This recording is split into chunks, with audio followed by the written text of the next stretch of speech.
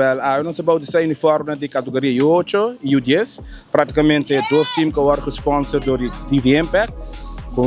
Kita quer tá bastante tempo cá para mostrar no DV Impact, quanto para danke a Deus, obrigado sim com a ajuda nós que chega na uniforme aqui na.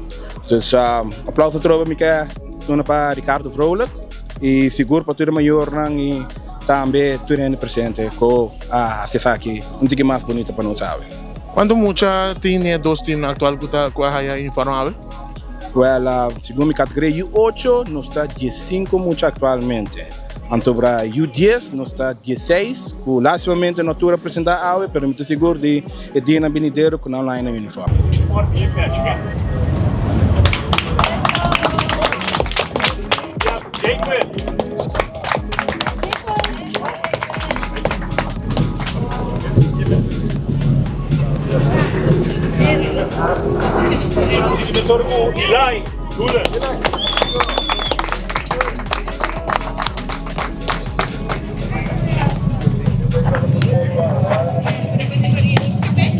Siguientemente, campeón Stoppenberg.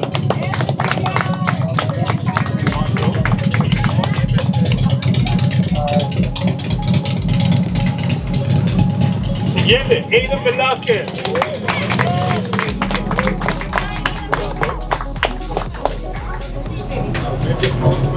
Siguiente, Richard Santiago.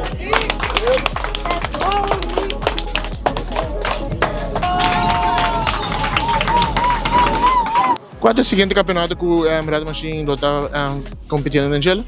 Well, actualmente, weekend que na segundo Miami, também tem a abertura de Pony, com a organização de Red Machine tem 4 times inscritos em Chile. Qual está U6, U8, U10 e U12. Well, se maior quer enganar de Red Machine, para tomar contato com minha pessoa, que está Chris Fernet, eu conheci como Coach Teddy, o número está 566-0790. Eso.